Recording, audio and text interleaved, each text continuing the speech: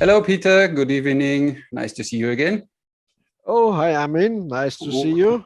What a surprise. What a what? What a surprise. I mean, Every week again, and it's a a surprise. new surprise, a new surprise. You're always happy to see a happy face, I know. Yes, it's enlightening to see once a week a nice face. Exactly. Yeah, I see every day when I look in the mirror, but it's different. Okay, yes, it's different with me. I don't always see an old archer in my mirror. Like this saying goes, God gave you your face, but you need to smile, Yeah. Yeah, that's true. That's true. Okay. So what's going on in Malta? Sun is shining, restaurants and everything is closed. They don't want to call it lockdown, but actually it's a lockdown. So schools are closed, restaurants are closed. You only can take food takeaway, and you can't even wait inside anymore. So you need to, when you order inside, you need to go outside and wait outside. So it's like everywhere, complete gaga. So you can't make any date with a girl. No, you can take the food and sit somewhere on a park bench. You just can talk to them on the street. So, hello. Yeah, exactly. Yeah. And then when you get the wrong one, she said, yes, she's very nice. And then you pay for it.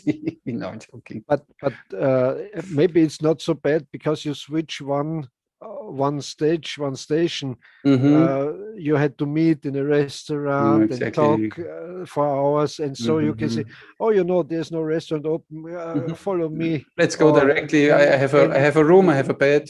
We skip the cinema. We skip the dinner. Yeah. We skip the whole shit. Very, very efficient. Yeah, I see where you're going with this. So Corona has also its good. It always depends what you make out of it, of course. Yeah. I mean, when you see it, you had this idea of this podcast because we sit now at home and cannot do a lot because of Corona. Was one of the reasons we started this. So something good in the bed, so it's fine. And not only because of this, also because I always thought there's really not one really cool, interesting archery talk on YouTube. Yeah, this is what I always say. If you want something cool, you need to do it by yourself. So it's easy. Yeah. A lot of shooting videos and a lot of how-to videos, but not a talk. And I'm really happy if next time we get a third person, we get a special guest, and we can talk about more. We have a few already in the pipeline, and it will be very interesting. So yes, and we try to get at least once a month an important or an interesting archer in the show. We try at least that we get every fourth session or fifth session that we have an interview. The archery lady of the month, no? Pin-up of the month. Jesus Maria. I think we need to send you something. Yeah. Yes. I had once it's long ago, there was a fashion show and it was a TV channel, Venere. And then they had always 3 models or 5 models, and they had to do some different tasks. And then they called me if they can come for archery. I said, yeah, of course. I set everything up on these 3 really pretty girlies.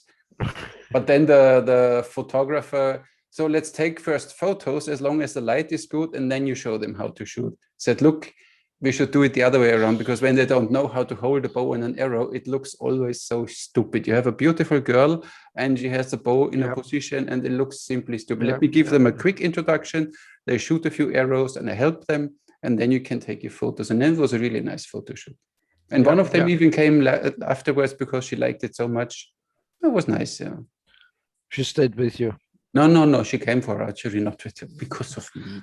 And because you said it with the how you have to teach them before the photos were made. Yeah, I said I want to teach them first because otherwise it looks stupid.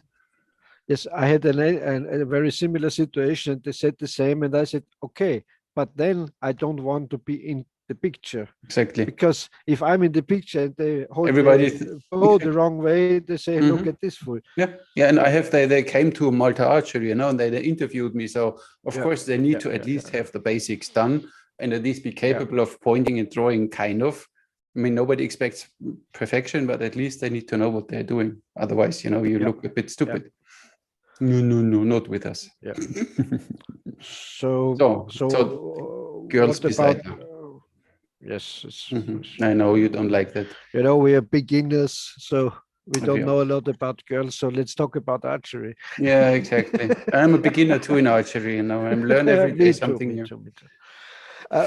With women, it's the same. Like with archery, you never finished learning. Oh, You're of course, never ready. You'll never know everything. With every area day you you shoot. get a surprise. Oh, look at this! I never seen this before. Where did this come from now? Yeah, I didn't expect. Yeah. Tell me more. No, better not. But we can make a session about female archers. We should have a female archers. We need to check what interesting female archers are out there and then get them in the show, huh? Yeah, we do that. Idea. Okay, done deal. So what are we talking about today? I don't know about. Last time we finished with this archery that we all shoot bow and arrow and about all these discussions and that is almost like a religion. So I do this and only this is the way and I do this and only this. And I had this recent thing that somebody posted this video of Lars Andersen where he claims to shoot 1,000 arrows in a minute. But of course, he only shoots 10, but then he shoots 100 arrows in a minute. And when you have 10 archers, of course, it's 1,000 arrows.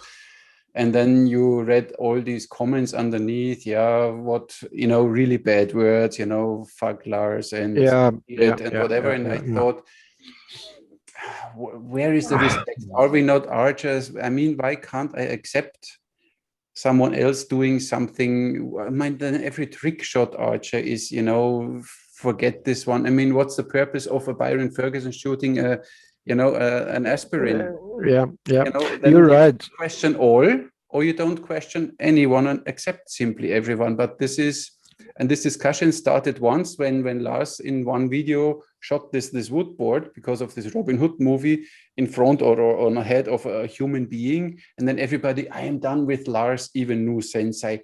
I am so done with Lars. He made a half-hour video why he is so done with Lars. How can you shoot towards, you never draw a bow when a human person is in front of you. And then I said, listen, I understand this. I don't like that either. But if you want to be correct, then look at Byron Ferguson. His wife stands on the stage, flips the coin, he shoots the coin. So she is in front of him.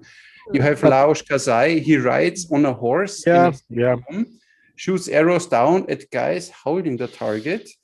And then nobody was questioning the skills of Lars. They said, listen, but the string can break or the bow can break and the arrow goes off. It can happen with everyone. And a flash can hit you. And even Howard Hill shot the plum of the head of this guy, even if he had a metal head, whatever, under his wig. But still, either all of them or none of them. That's why for me it's always okay. I agree, but there's one big difference. There's one really big difference, which is at first you have to separate target archery, shooting range archery, and showmanship. So of course you are a knife thrower. I know you had this spinning girls and they throw the knives. It's the same thing. You can throw a knife beside a person, but that was the main trick of the knife throwers back then. That's one thing, but that's show. And be sure I did things like that, and you stay on the safe side because you don't like to hit a person's hand in front of 1,000 people. That's for sure. Obviously. But so on a target range, of course, nobody should stand beside the target, and so that's clear. And on the stage, they are professionals.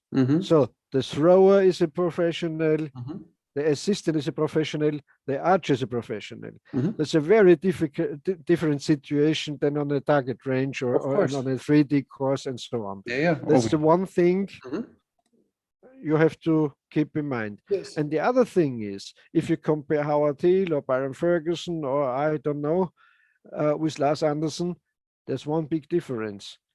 They don't say every archer alive today is a fool because they found out the secrets of the past and how it really was and so on. That's a different thing. But it doesn't lower his skills. He is still, in my opinion, a professional in what he's doing. No, but he's not, let me say, he's, I don't know the right word. He could be a great archer, a great trick archer. Everybody would love, and don't talk bad about him. They wouldn't talk bad about him if he wouldn't have brought up this thing with his very first video. Back quiver archers are stupid, and people who have there on the left side of the bow is stupid, and everyone shooting with the 3 fingers is stupid. And he has the insight in the big old Chinese and Arab and I don't know Mongolian books, and so he knows everything about it. I mean, I don't recall that he called them stupid. He simply ran with a back quiver through the woods and showed the problems. When he jumps somewhere, the arrows fall. So but the problem is not true. The problem is simply not true. And if he shows this problem like this, it shows that he don't knows anything about back quivers. Okay. That's the fact. I can show you my back quiver. Not one arrow will fall out if I turn it around. And so that's the difference. And I think that's why they talked bad about Lars, because he had another new game with so many arrows and so on. And he also, as far as I know, said it was like it was in the past in combat and so. And I don't think that that's true. The archers were not Rambos. They were not ninjas. They were not single fighters. They were in units. They were in groups. Of course, in one simple situation, if an archer walked into a tavern or a bar and some guys, maybe he shot 3. Okay, but I don't believe it ever happened. And so but I think it's always better you know that you can do it and you're prepared. I mean, it always depends on the application. It's like with knife throwing, it's not a very practical thing to do in combat because you don't want to throw your knives away. So that's why it's always the question, but there are still good knife throwers out there. A last ditch, the last thing you would do. Just but if before you have contact, the last 5 meters, Yeah. and then you need to think what's too short for the arrow is reachable with a knife, and then you have your hands, or the last knife you keep on yourself. So, but it's still, it's not only one example. I mean, I have so many examples that when I still get sometimes the comment, yeah, what instructor are you? You have the arrow on the wrong side, you know, because I shoot thumb release and the arrow is on the outside, not on the inside of the bow. It's still, even 2021 people, I don't know if they don't watch any other YouTube channel or simply make comments for the reason of commenting something.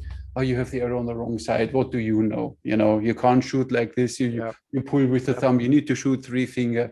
I mean, and simply don't tell me it's wrong. At least first inform yourself, and then, you know, open your mind a bit and accept that other techniques exist. Like this, the Slavic release, which will be now a very big thing in the future.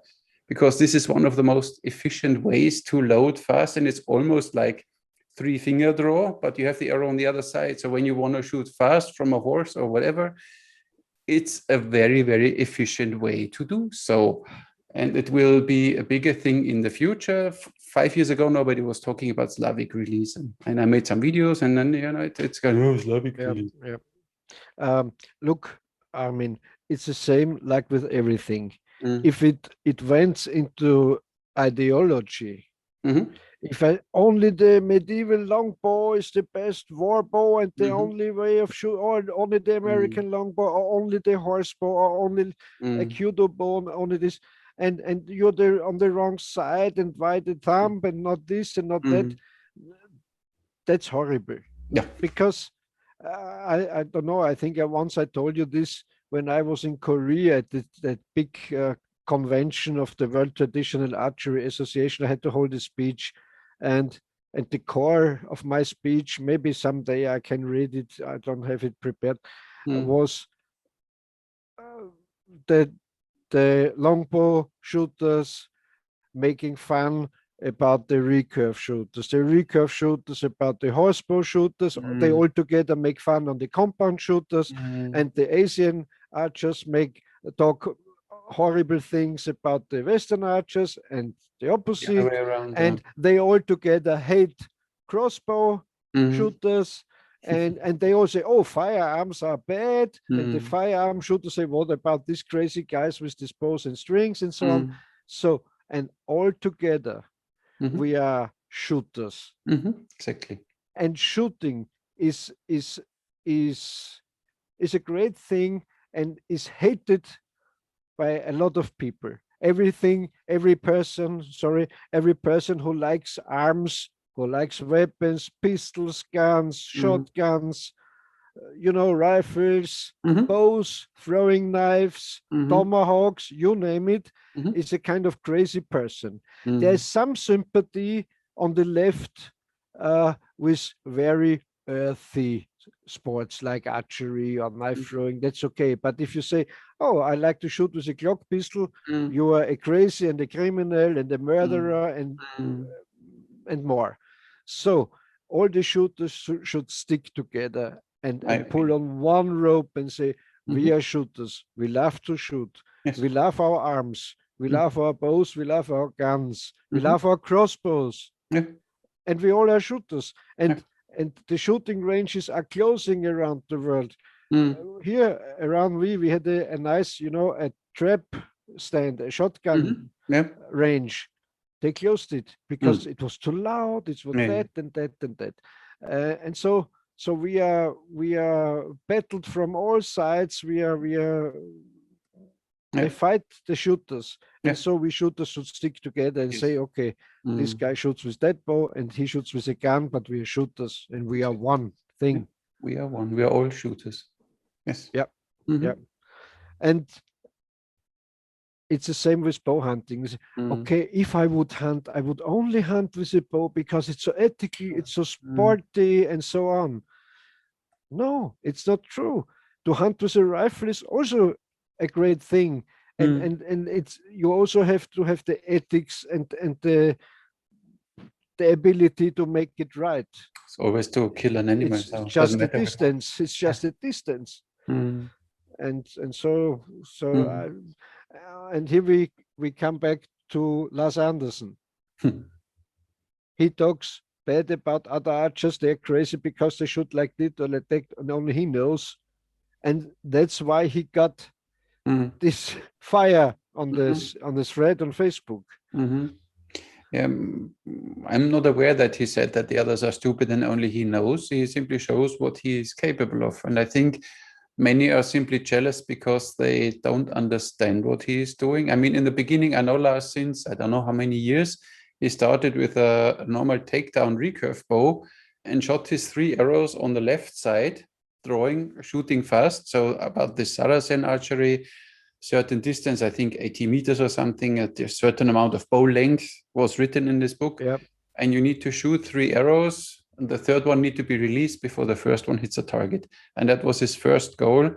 And then he managed it. But he always stood with the back to the camera, so he couldn't see how he shoots because he was still developing and still seeing what he's doing and whatever. And later he changed then to the outside.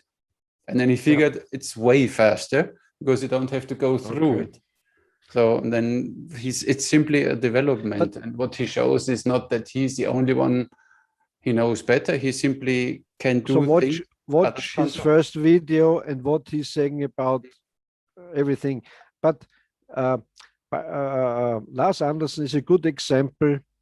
You can be the best singer, the best instrument player, guitarist, or what kind of ability you have. But if you're not a good showman, it won't help. You understand? Yep. You have to take your abilities, your special tricks in a sympathetic setup. Yep. And watch Byron Ferguson. He never says, I will hit that thing. He said, I will try to hit it. So You understand? Yeah. Everything he said, I will try it and let's see if I hit it today and like that. Maybe and he spent too much time in archery training and he's not a real showman. Okay, one can accept that, I guess. I can accept that's true. Okay. That's true. That's true. But it's fine by me. But he still shoots bow and arrow, like Byron Ferguson, like Howard Hill, like Fred Bear, like I do, like you do. But we're all archers.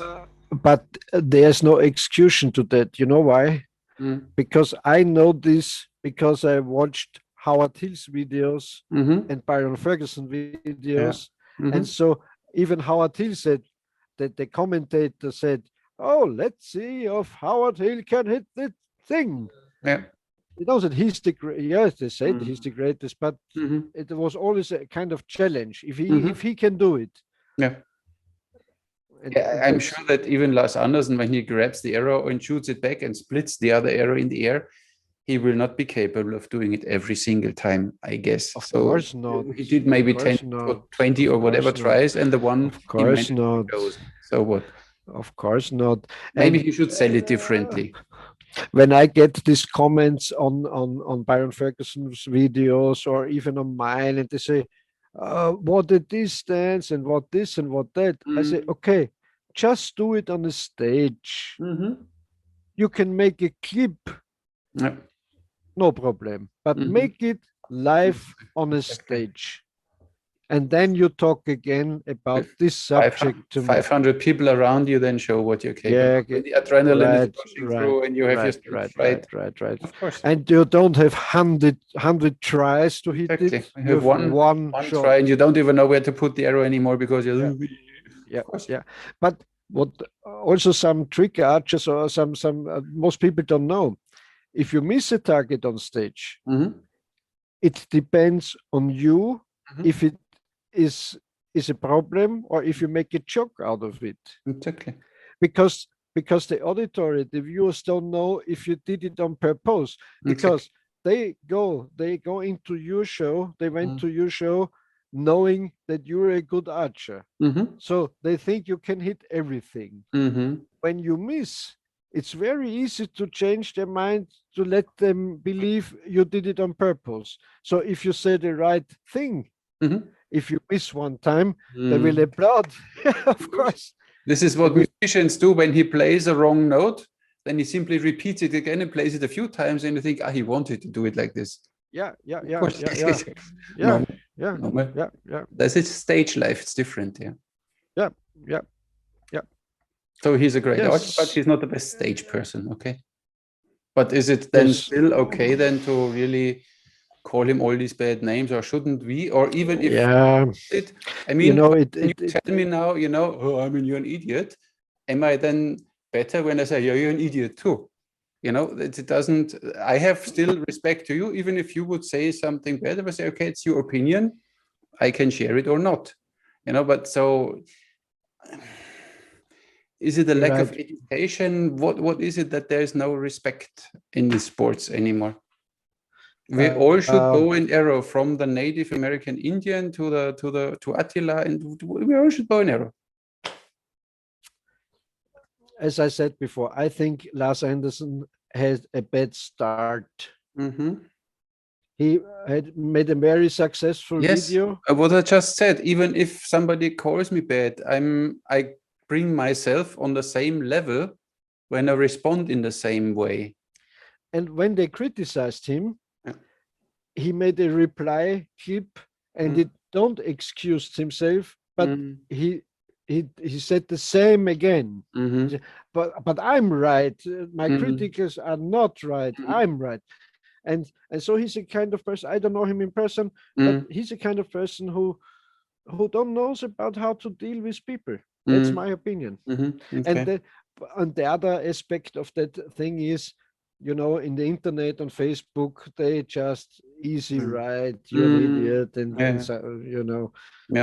that forces the bad habits and the bad manners of the folks. Okay. Yeah. Good. So what are we doing then to unite the archers, at least? Not all shooters, because with gun shooting I have no idea, but at least let we unite all archers. I think we too do a job a great job to unite archers, because we have in many ways different opinions. We make different things, and so maybe our viewers see, okay, that guy is very different and that guy is very different, but they agree in the substantial things. We agree. Mm-hmm.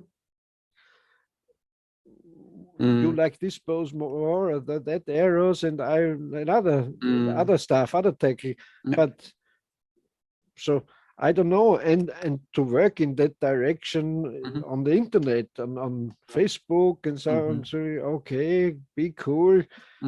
You know, when I posted a picture with a crossbow, they crossbow and how a sacrilege and like that. Yeah. Fun. Why don't should I shoot with a crossbow? It's interesting it's too. Fun. I even had a crossbow, one of these pistol crossbows. It's fun. It's fun. Yeah. It's fun for a while. Then I gave it away because it was not so much fun, but it was fun for a while. Yeah, absolutely.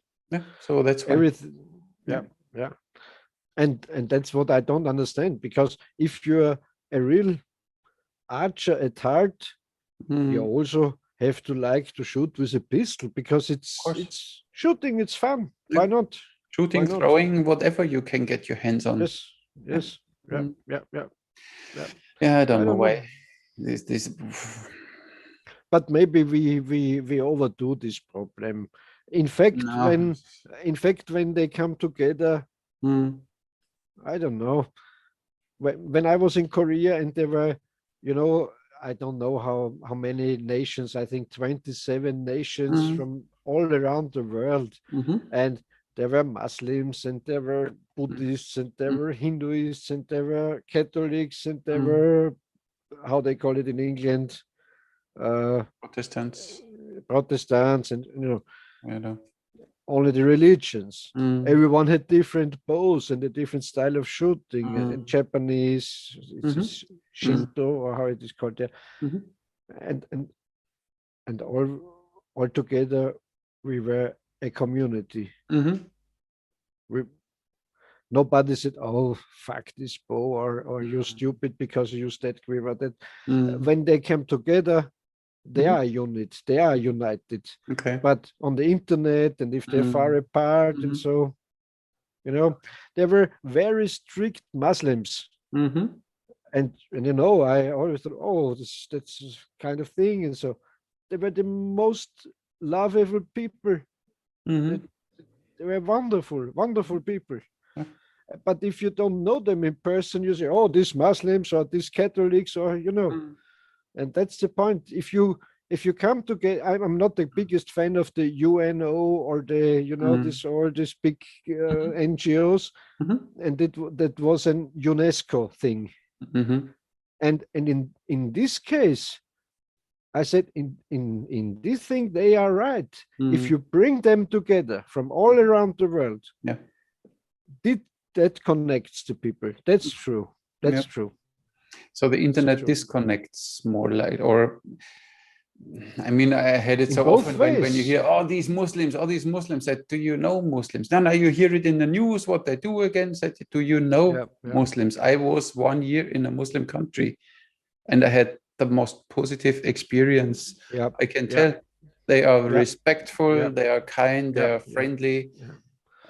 So, when you think, or when you get your life experience only from TV and from the news, then maybe you lack something. But then you should not be so judgmental, I guess. And every party, every part of society does cherry picking. Because if you calculate together all the murderers Catholics do around the world, you say, oh, these Catholics, they are horrible. But if you pick out some Muslims, they do their stuff. You always in every religion and in every party you have good ones and bad ones. Only because you pick the bad one doesn't mean the whole party is bad or the whole religion is bad. And they I don't know how to say, they make always the single bad ones they make big. It's propaganda, of course. Of course. On both sides, of course. Yeah, it's not just the West does propaganda, also the East does propaganda, and the Muslims do propaganda and everything, and the Chinese especially. And that's it. And the only thing you can know, or is like an enlightenment, is propaganda or preparing the news, spinning the news. That's the whole thing. That's all. Of course. There's a reality which happens. A car drives into a tree. That's the reality. So you can see, okay, this fucking Green Party, we like to cut this tree so these persons would be alive. Okay. You can say, these fucking car drivers, we like to prohibit, to put all cars away. If the cars were away, nobody would have died. So you can say, these shit politicians, if they made the lane slower, or the slope another way, they would be alive. So and the group who gets the better spin out of it. So this accident serves their ideology. Of course. So if the Greens said, if they drive slower, that will not happen, and if the others said, if the tree was cut, and so on. And who has the most influence into the media can turn out his ideology of the very same incident, accident, and obviously effect happens. And you know what? Turn it. And you know what? The car driver died from COVID. Yes, if he was tested. They scratched the pieces from the tree and they realized, oh, he tested positive. Now we have now a hang up. Yeah, you have to know. You don't have to believe everything. There was a nice movie long ago, Wag the Dog, with Robert De Niro, and it was such a brilliant, and it shows exactly how it is. But like that. Yeah. So we make up a story because blah, and then news and the girl should hold a little cat. Exactly.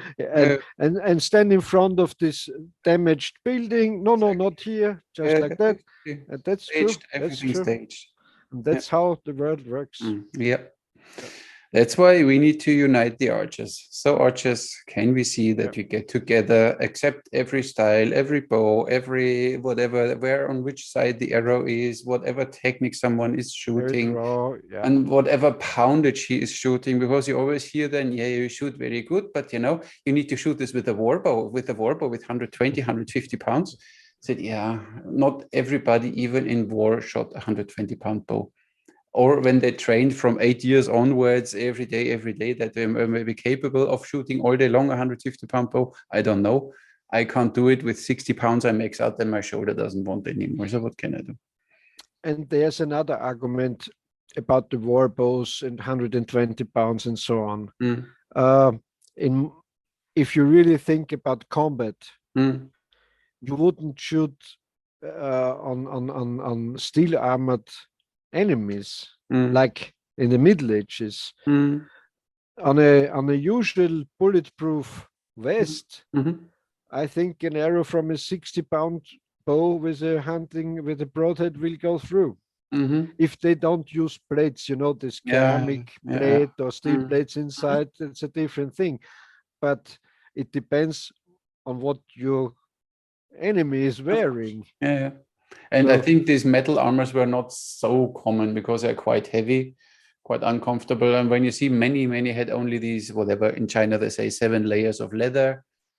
They are quite hard to penetrate. And then you have your silk skirt underneath and whatever. But and I mean, I had once a theory that because the findings are all bows, they had 150, 180 pounds.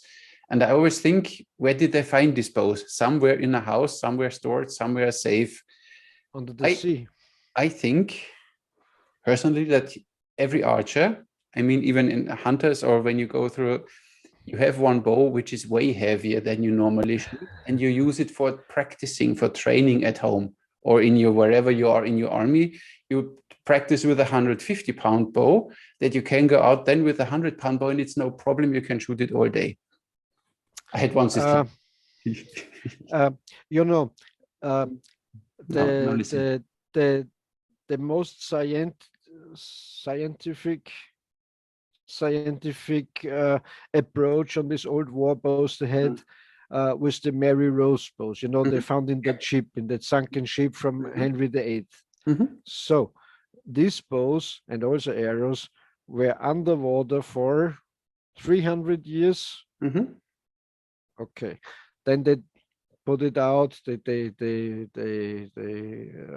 rescued the ship, and you know, we don't know how that chew wood was back then, 300 years ago. We don't know how dry this wood was when they used it. So when they found these bows, they were soaked with salt water also. So it's not so easy to say how strong they really were, in my opinion. Of course, they find the arrows matching the bow. Say, okay, these are like that thick arrows. The spine where this like spine, you know, is like that, and so they were strong bows. There's no, of course, no question about it. But you know, to say this is 130 and this 120 and this 150 pounds, I don't know. I don't know, and you don't know if these bows were finished. Exactly. If they put it on to the continent and they like to finish it and so on and so on. Made on. them semi-finished and they finished them at the end. I don't know. Yeah, I don't know. Yeah. And it's the same when you have these composite bows, these Asiatic bows, they are horn, wood, sinew. But when you see when they glue them together, horn even changes over time and gets more stiff.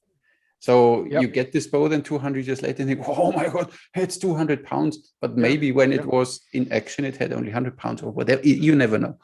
That's why there are, for me, still a few question marks. Of course, they shot heavy bows, and there are many guys out there that can shoot the 120, 150-pound bow all day long. And I appreciate that. I like that. I can't do that.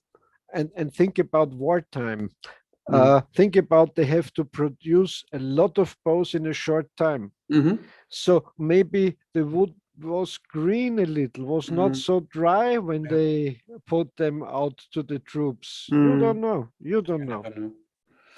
Of course, they had heavy bows, understandable, because they needed to penetrate, or they had to travel for a while with very heavy arrows. This everything understood. Of course, you have to use the heaviest bow you're able to shoot constantly. Exactly. And if you shoot against, as I just said, even when here my brother, I told you, there were a few in this when they go for a 3D parkour, and the minimum poundage is, I think, 50 pounds or 40 pounds for the woman. 50 pounds was it for 3D, I think, whatever. And then I said, look, I have a 70-pound bow at home. I said, for what? Only for training. For training, that my masters get used, and then I take my 50-pound and it's like nothing. Same there, maybe. You know what Byron Ferguson says? Byron Ferguson, on every shooting he does on stage or with bow hunting, he uses at least a 70-pound bow. Sometimes 72, but not under 70 pounds.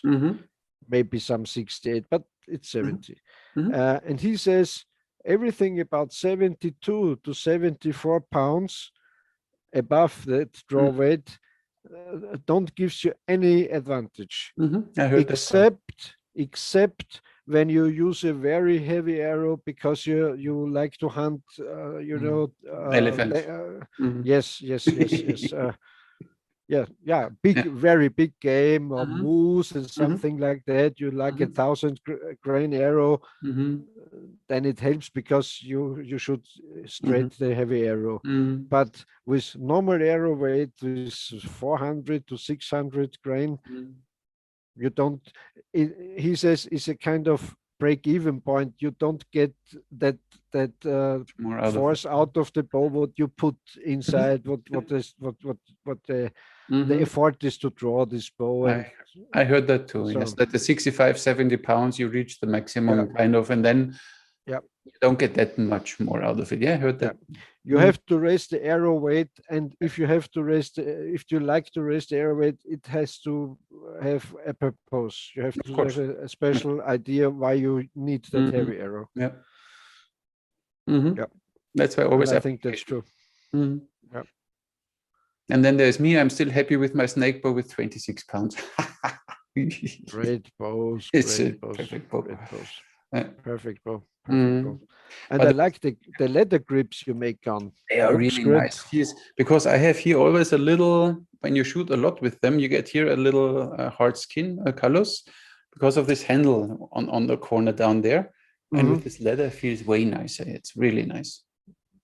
Feels so like more for soya eaters, you need a smooth handle. I need to. So, yes, how to connect archers in another way? I don't know. I simply accept that that we all shoot bow and arrow. This is what I always think. The base, when you break it all down, it's a stick and a string and the arrow. Yeah, in different ways. We're all pulling on the string. And we all pull on a string and we all let an arrow fly. This is no matter how the bow looks like, no matter which technique you use, no matter the poundage, it's always the same. Yes. So we are all the same. So don't make a religion out of it. Yeah, exactly. This is only because, but this thing, then they get so narrow, they have one thing and then only this one exists anymore. And everything else is not good anymore.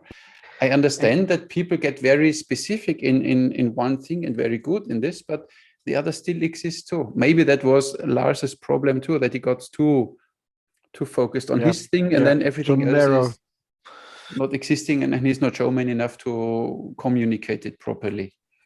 And I'm sure especially, I don't know about other European countries, but in Germany and in Austria, it's horrible because, an archer has to be unwashed, unshaved, with a leather head, with a beard maybe. Once I was on a fair, a show, archery, a hunting show, a hunting fair, and there were different rooms, big halls. One was hunting clothing, the other was hunting dogs, the other was hunting cars, and so on. And there was one really big room with archery, traditional archery. There was not one compound bow there. And you went in there and you could smell the archers because they were unwashed, stinky, lousy, horrible people. Really, that's true. And they're proud of it. And that's, back then, Howard Hill said he wants to be a gentleman, even in the woods. Of course. When I was hunting in Idaho with Ned Steen, a great hill-style bower, he always went hunting with a plaid shirt.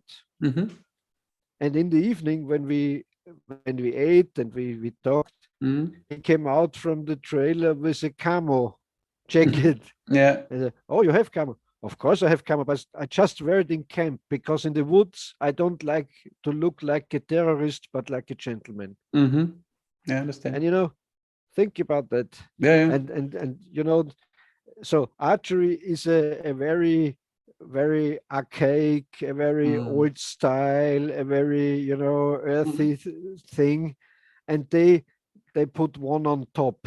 They don't wash and put the leather head on there. I don't know if that's the best idea. So it's the image. That's another interesting chapter, the image of archery to the non-archers. Because you can be in your pig stable, and everything is fine. But if another person looks into that pig stable, they say, "Oh." I had this when we had I told you that I worked in this marketing agency, and then we started archery there. And there we always said, look at all these. It's like a subculture in Germany with all these archers when they run through the woods and look like just thought that they put the whatever in the face, but everything else, and as you said, stinky and whatever. And he said, but we are not 1,000 years ago. The camouflage, the camouflage of now is the business suit. And that's why we developed then this kind of a bit more elegant looking. We stood outside, shot traditional, but we were looking nice, that was looking like, was looking good. So that is the camouflage of nowadays. How do you blend in? I mean, we work mostly in the city, not in the forest. So how do you blend in, when you have proper dress, proper clothes? Yes. Yeah. That's also because that's also why I say, if you do something, some advertising with archery, so don't make it look old or retro or rustical or like that, because archery is old in it. It's exactly. Old itself. You have to put it in a modern way, because if you have a traditional bow, it's of course it's 100 years of course back. But then the new Robin Hood, where Lars Andersen was the trainer, he was wearing then like a leather jacket, with step, with knee, with whatever, kind of a little modern looking. And then people said, "Oh, look, this is not Robin Hood. He had a green hat and a green jacket." So, however you do it, you always find someone criticizing. It's wrong. Yes. Yes. You should have not given him the name Robin Hood, because with Robin Hood, everybody sees this comic figure still, or this anime figure with the green hat, with the green jacket, this fox running through from Walt Disney. So and the green tights. Exactly. I like Robin Hood this way. I like him like this is with the green tights, like Errol Flynn was. Classic Robin Hood. I'm always a little, guys wearing tights, and then you call me a soya eater. Yeah.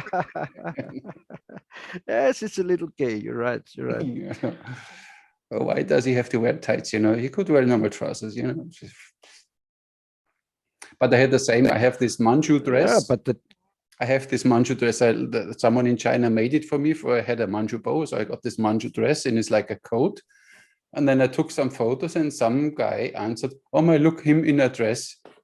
It's not a dress. It looks like a dress with like a skirt. He said, "Yeah, then look closer. It's a Chinese, but you can't discuss with this people." Same with some guys wearing kilts, in the woods in Austria and in Germany, and they're very, not very strong men with their kilts, and so I don't know.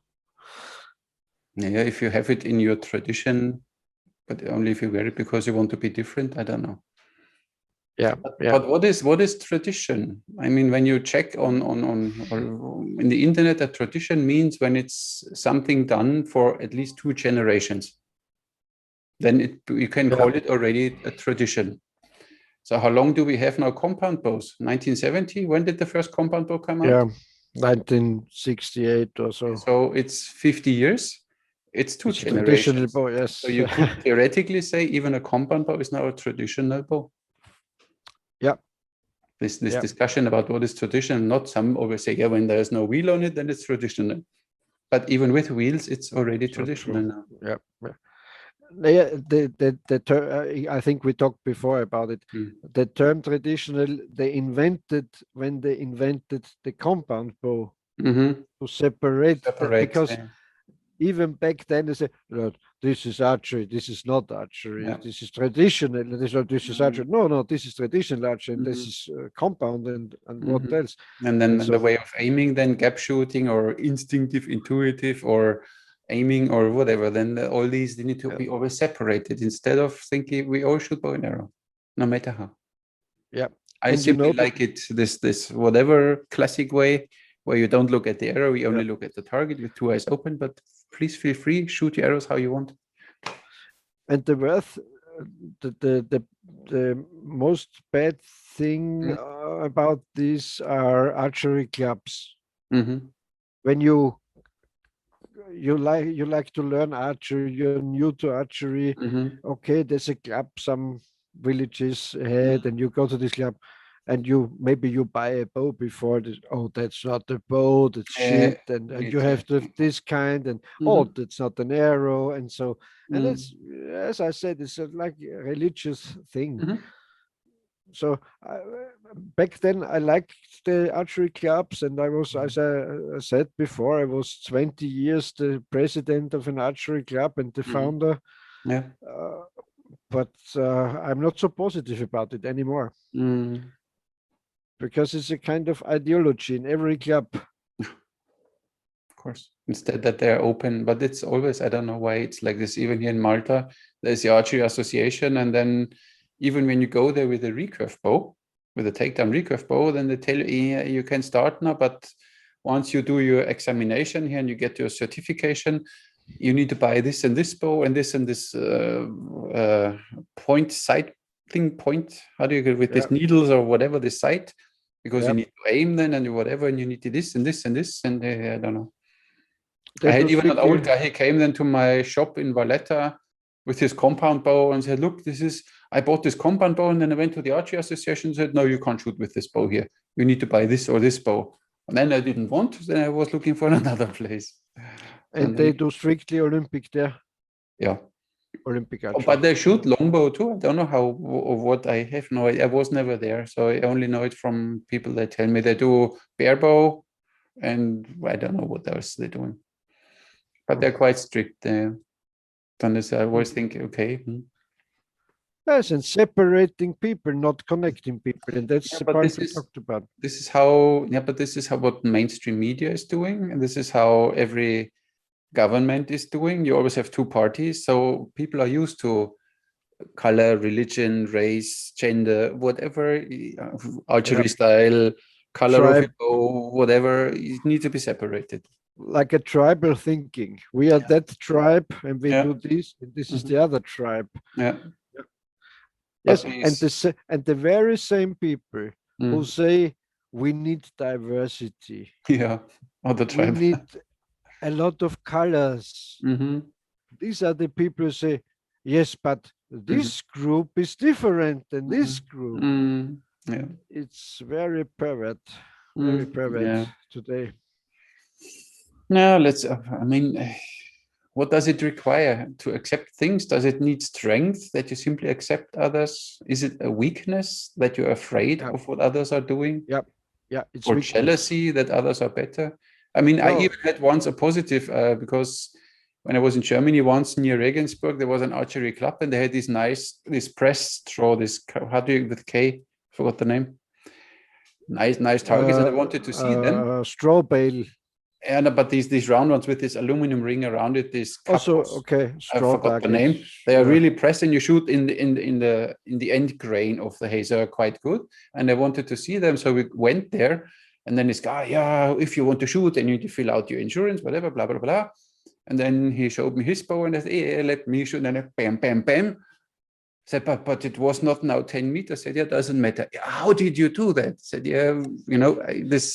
I don't look at the arrow. I look at the target. Shall I show you over there with this target? Yeah, show me. Bam, bam, bam. And he was like, but you didn't aim? I said, no, I don't have to. And then he was interested. So there are people, some are interested, and others say, no, only mine exists. Only mine exists. Yeah. You know what? This kind of tribal thinking. So you go to an archery club, and they say only that type of recurve bow or long bow, it doesn't matter, is the best, and we have this and that, and you're into that tribe. So you see a person of another tribe who has a long bow or an Asian bow or a compound bow, and because you are into that tribe, because you heard about this first, this kind of shooting, you don't like to get unsecure. Maybe this is the better way to do it. So you stay with your tribe. You know, there are a lot of aspects why you talk bad about the other tackle, the other bow, or the other kind of shooting, because you like to prove yourself you're doing the right thing. And that's one aspect, and there are more aspects of it, building up to ideology and kind of religious thinking about it. and so you like to make sure you're on the right side, on the bright side of the force, not on the dark side of the force. So, and the crossbow shooters, of course, are the dark side of the force. So I have to talk bad about it, and then you agree. You talk with the other. Oh yes, these are bad ones, and that's a very simple view of the world and of what's going on, and a self. I don't know the right word. You prove yourself you're doing right because you talk bad about the other thing. Yeah, but as you said, when you were in Korea, then whatever 27 different countries and all religions and all styles and techniques came together, and there was simply one community. But this possibility is now a little taken away with this new restriction. So we need to be behind our screen, and we need to go to our club or to our range, or we need to shoot at home. So how can we still maintain this community, this feeling of community that we are all archers? So that virus history separates people even more. Helps separating easier. Because it's so easy to type on a keyboard, hey, you're an asshole. When you stand in front of him, you might have a problem saying it. So that's why. And so most people who never traveled or never were on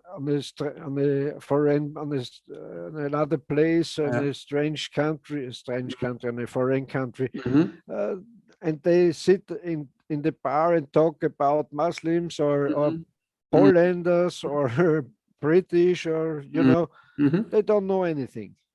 But they talk.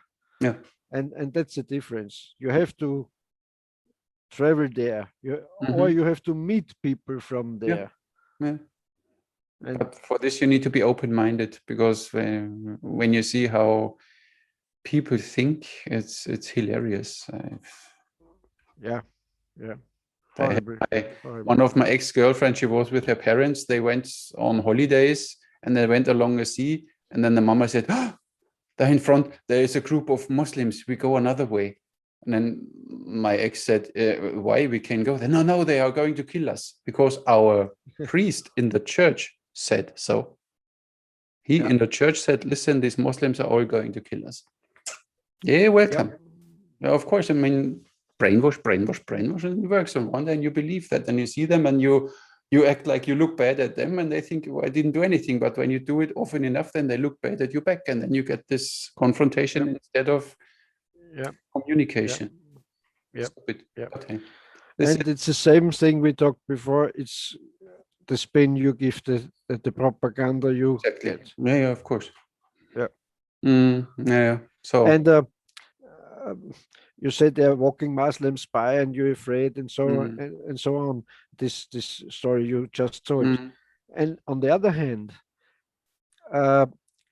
the idea or the feeling our society gives to us that we are secure, that's also dangerous and deadly. Of course.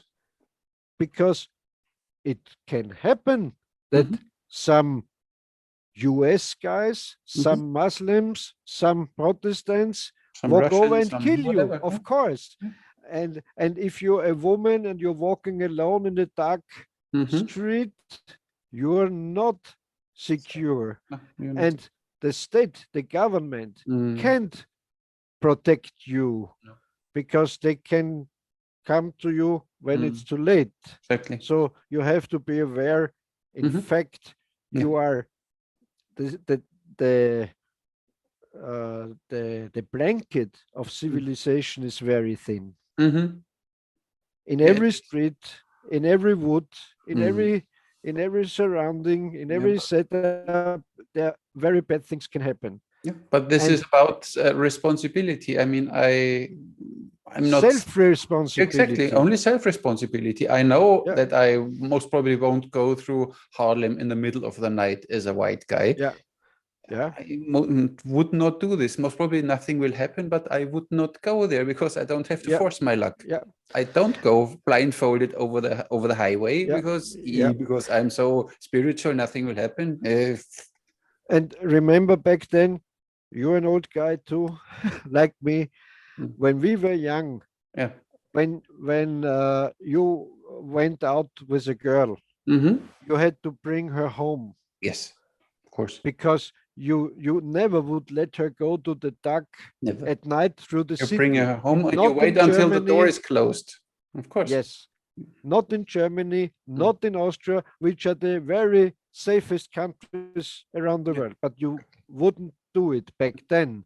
Exactly. And today they live in this lie, in this stupid idea the government can protect them. They don't do anything. That's not true. They don't even care. And they can't protect you. Of course, they cannot. How they can say you are safe, but they cannot protect you. Or they tell you then, like in London, we need more surveillance cameras. You know, that in London you find every 5 meters a surveillance camera, so there's not. And we prohibit knives without they filming you. Yes, and we prohibit knives, so nobody can stab someone. Exactly. It's so stupid. Yeah. It's so stupid. Then I get a nice screwdriver. It does the same job. And you can still have. There was a nice meme on Facebook because of the shootings in the United States. What can we do to prevent shooting, to prevent the mass shooting? And the answer was shoot back.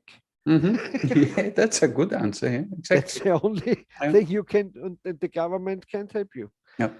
And that's a big lie, and that's a lie of the of the left. They say the government cannot do everything for you. If they can even protect you from a virus, but they can't. Of course not. Of course not.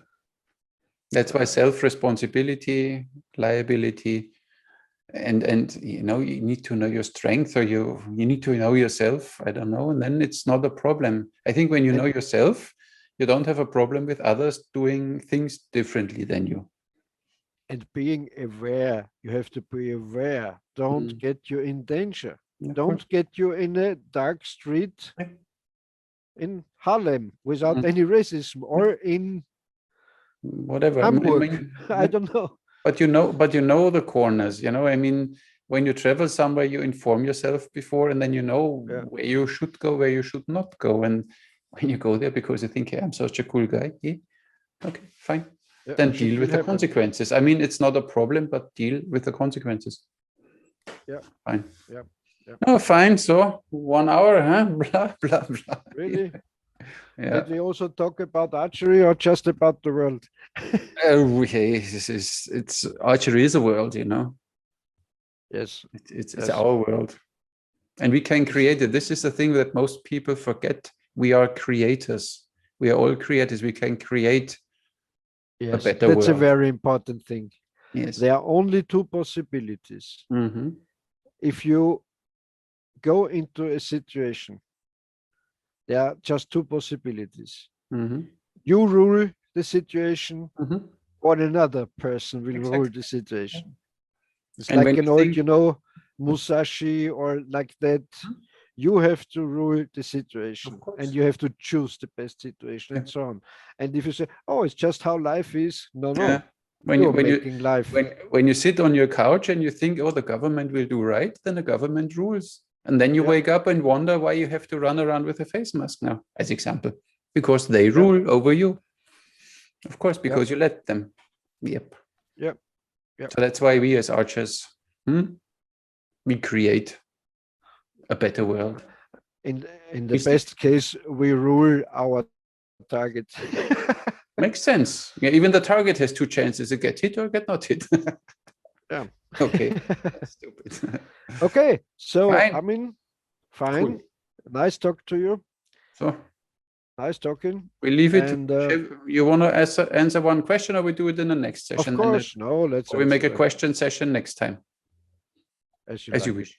Or as you like it. One we can answer. One question. So about community, we talked. What question do I have? Oh yeah, one asked what this meaning is when I say ostra. This is simply a bad word in Maltese. It means ostia. It's the holy bread.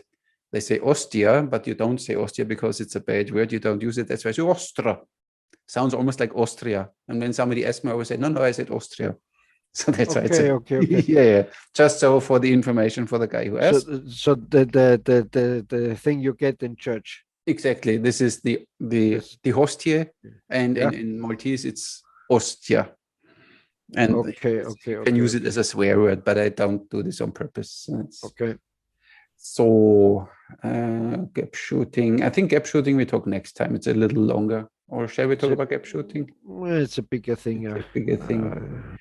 Trick shots. We had trick shots already, and next time we talk about quivers too, because some people ask about quiver position stuff like this. Then we talk about gap shooting and quivers next time.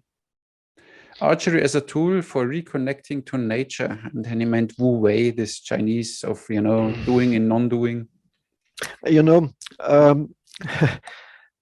The very core of this question is a problem to me, because how can you get disconnected to nature? Yeah. It's not possible to live on Earth and be disconnected to nature. This mentally being disconnected, being caught up in whatever on your cell phone, on your TV, in your work, and whatever, that you forget about your connection. It's not that you're disconnected, but you forget about your connection. Let's say. Who says you forget about the nature? I said it now. That you don't, or that they don't remember that you're connected, so that you get this feeling back through archery. But of course, there are many ways to do so. Even if you have a long walk in a forest or on, it helps too. Or you sit somewhere on the sea and look at the waves, and you connect automatically. So, but of course, it gets you out of your routine. Or you have a beautiful young woman. It connects a lot to nature. Connects a lot, even in your room. Then you don't even have to go to nature, because you bring nature into your room. So we don't go anywhere with this question, so we better leave it. So yes, it can. I said it because it's a kind of I don't know, ideology, or also like a religion, to say, yes, we're all disconnected from nature. It's like target panic. Yes, and we have too much stress, and we have that, and we have that. It's not true. It's not true. We are connected to nature. We eat nature. We breathe nature. But the thing is, it's even if it's made up, but we are all, as I said, we are all creators, and we are now the product of our thoughts from the past. And when you think all the time, like with target panic, I'm disconnected, then you get this experience of being disconnected, even if you are not disconnected. And then you stand one day, you wake up and you stand in front of a void, and you don't know what's going on anymore. Yes, and a lot of media, and a lot of therapists, and a lot of TV shows and so on say, you are disconnected to nature, but you aren't. Because when I take this pencil and I keep in mind, it's made. I think about what guy cut this tree to make this pencil, and so you're connected in every moment with everything to nature, because everything is nature. With every breath you are connected already, because you breathe in every step. But it's maybe the meaning is a little different. Of course, we all connect, but that you get the feeling back. Of course, archery helps a lot. When you're out in nature, you shoot some arrows. Yes, you can reconnect and get feeling back. It's fine. I would agree in this way if you say you are making a real kind of survival trip. If you say, I have nothing, I have my knife, I have my bow and some arrows maybe, and I'm staying out, and I'm living out of the land, and then I know what the value of a piece of bread is, what the value of a little fish is, what the value of even a small bird is. I shoot, and then I can roast at the campfire. So you get connected to nature if you look at the small things and say, okay, without this little bird, I would have died in 3 days, or without that fish or that bread, or or with some strawberries you find, and so that's a kind of, I would say, okay, that's a kind of reconnecting to nature. And if you went out bow hunting, even rifle hunting or fishing, you experience this feeling. When I go out hunting, I say, okay, if everything is going down, I could shoot the deer. I could make sausage out of it. I can, can make everything. And even with the hide, I could make me a hat or something. And that's a kind of maybe reconnecting. Yeah. Or making a bow, of course. When you're out in the woods and say, okay, I make me a green bow, but I can hunt the rabbit with this green bow. That's a kind of reconnecting. But just doing archery in the backyard, I don't know, is it reconnecting? At least it gives you direction, maybe back to nature. And the feeling, if you feel connected to nature, then it's okay too. When it helps you, I mean, for this, archery can be a tool. If it helps you that you feel it back again, then it's fine. If you think you are disconnected and the archery in your backyard connects you, then it's fine. Okay, then you connect with nature. Exactly. Yeah, in that way, it's true. Archery connects you. And archery connects us all because we're all archers. So yes, final statement. Of course. Good. Then we have a question at least. Hopefully the questioner is happy with this kind of answer. Not sure, but he can ask again or more specific, or he can tell us how he we give him another punch. Or he can tell us why he thinks he's disconnected, or how he got disconnected. He can tell us. We are open for discussion. You also can hug a tree, so you don't need a bow and an arrow. That's true. Yeah. The tree huggers. Yeah. These are the eaters are tree huggers. You know that. Yeah. Okay. So we meet next week. Of course, as usual. Same time, same station. Same time, same station. It doesn't help. Archery talk, and of course, write us your questions. Of course. Subscribe to our channels. Push the bell button. Yeah, I never said that, but it's fine. Oh, I don't know. Yeah, it's fine. No, it's fine. And share the video with your friends that everybody can watch. Okay, share the videos. Sharing is caring, When you care about, you share us. Yeah. And yes, and like the video if you learn something, or even if you're angry, like it anyway. Exactly. Simply like it first and then watch it, and then write a comment, and it's fine. That's the best. That's the right way. Exactly. Yes, and write us your questions, and yes, let's meet again next week. Exactly. Armin, thank you very much. It was nice. Thank you, and thank you, viewers. Yes, thank you for watching. Thank you for your preserver, how do you call it, endurance, that they last that long with us. It was now already again more than an hour that they still stick with us. Patience. Yeah, I don't have patience. That's why I don't know the word. Yes. I'm an archer. No time for that. Okay. Thank you very much. Have a nice evening. Thank you. See you next time. Ciao, ciao. Goodbye, Armin. Goodbye.